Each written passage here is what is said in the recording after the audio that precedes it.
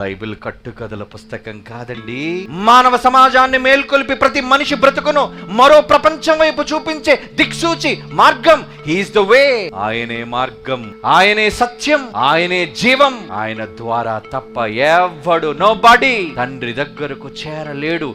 నువ్వు చేరాలి అనుకుంటే నమ్ము ప్రభువుని. నువ్వు మరణించాక నిన్ను తిరిగి లేపే శక్తి ప్రపంచంలో ఒక్క యేసు ప్రభువుకే ఉంది. నమ్మగలవా?